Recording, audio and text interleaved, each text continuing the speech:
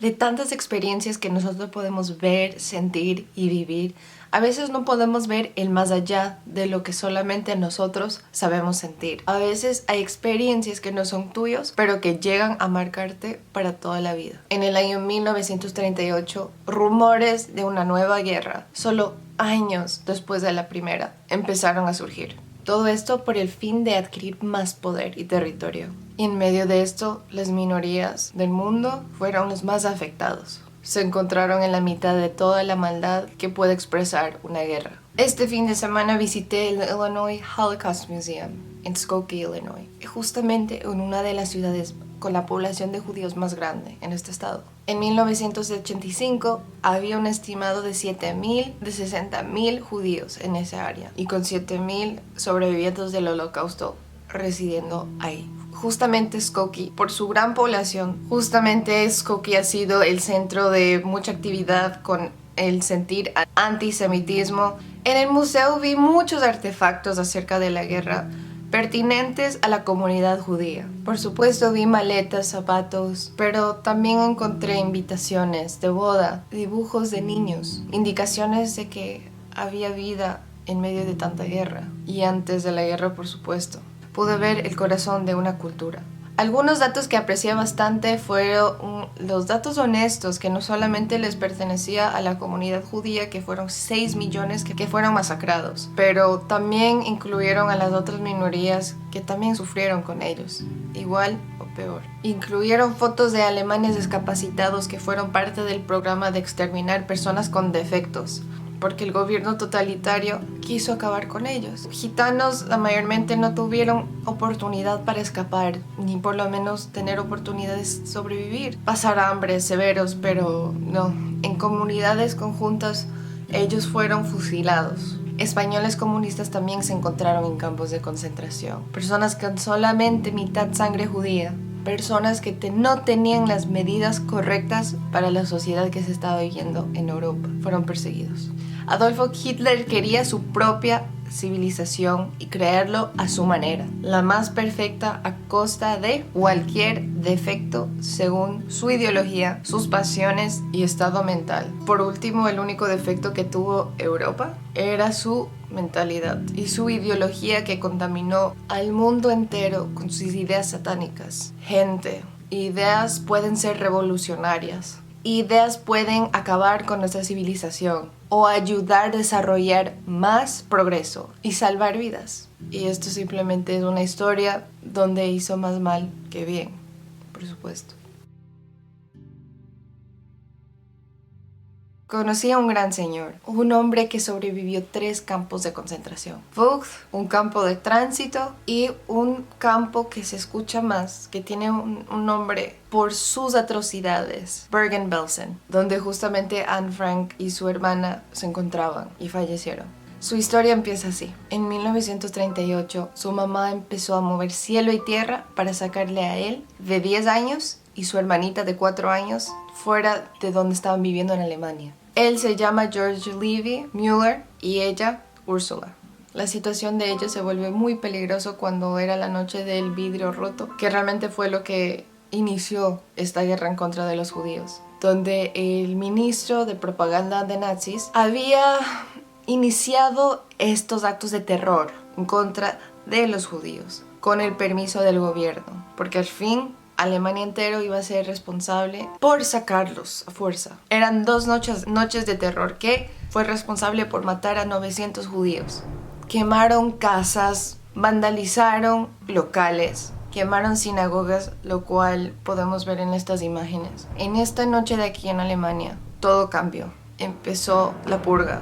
Su familia se dio cuenta que ya era hora de irse. Por más que ellos estaban trasladados de sus casas, de sus hogares y negocios, estaban viviendo en una casa donde vivían comunidades enteras. Mucho más se entiende que se llaman ghettos, pero en esta vez era en Alemania, entonces se llamaba Juhaus. Como en este instante se dieron cuenta que ya la cosa se estaba poniendo seria, una madrugada todos los hombres de esa casa se tenían que ir con los SA. Los SA no son los mismos que los la policía SS. Los SA eran paramilitares que hasta eran peores, según George. Su papá y su tío fueron trasladados a un campo de concentración, lo cual nadie sabía por qué, simplemente se tuvieron que ir. A las semanas después tenían permiso y papeles para regresar, y realmente solo regresaron para fallecer semanas después. El papá y su tío llegaron en camillas, y ahí fue ese momento donde dijo: yo no quiero ir a un campo de concentración. Lucy Levy movió todos sus contactos para poder asegurar el futuro de sus hijos. Empezó los arreglos de sacar a sus hijos adelante con su cuñado, que era un doctor de renombre en Alemania, que de hecho se enamoró de su hermana, es decir, la tía de los niños. Ella le pidió que por favor mueva todos sus contactos para asegurar que esos niños salgan del país y que ellos tengan sus vidas aseguradas. Antes de irse a Chicago con su amada esposa judía, él se había ido a Holanda a hablar con un señor de influencia para que él les acoja en Holanda. Un día muy triste, en uno de estos Kindertrains, era hora de partir. Estos trenes iban a trasladar a todos los niños judíos fuera de Alemania para por lo menos tener una oportunidad de sobrevivir. Bebés, niños, adolescentes, solos en este mundo. George y su hermanita salieron con la misericordia de Dios. Y esa fue la última vez que vio a su mamá. Las últimas palabras de su mamá fue: cuídale a tu hermanita. Y así fue. A raíz de ese día empezó la incertidumbre acerca del futuro de los pequeños. Era 1940, pues estaban viviendo una vida normal en Holanda. Se asimilaron a la vida porque los holandeses también tenían un sentimiento muy fuerte en contra de los nazis. Durante el día se hizo amigo el capitán de la policía, de hecho, y la comunidad holandesa realmente le acogió muy bien. Pero de noche él solo anhelaba estar con su familia de nuevo, pero eso ya no iba a ser posible. Un día el jefe de la policía se acercó hacia George y le dijo: lamentablemente el partido nazi me está obligando a entregarte a un campo de concentración. Perdóname. George, con todo su corazón y entendimiento de ser tan niño, pero a la vez con tanta madurez, dijo: no hay por qué pedir perdón. Estamos en tiempos de guerra y tal vez si es que tú no me entregas, te llevan a ti y a tu familia. Te entiendo.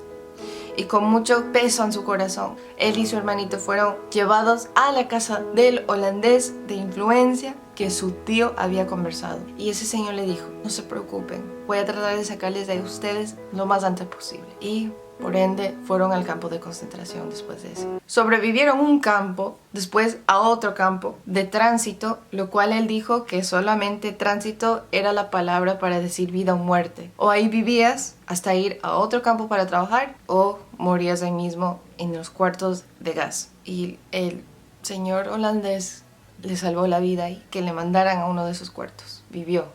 A partir de ahí tuvo que trasladarse a Bergen-Belsen, pero logró estar con su hermanita todo el tiempo. Por milagro, él y su hermanita en el mismo cuarto de hombres. Entonces ambos dormían en el mismo sitio. Ambos comían o trataban de buscar comida en el mismo sitio. Siempre estaban juntos. Él estaba haciendo la voluntad de su mamá. Tuvo que hacer lo que tuvo que hacer para sobrevivir, para mantenerse caliente, para tener zapatos. Y a veces era quitarlos de los muertos. Eran tiempos de guerra. Y son datos que tal vez escuchamos en otras historias, pero escucharlo directamente de alguien que lo ha vivido realmente me conmovió muchísimo.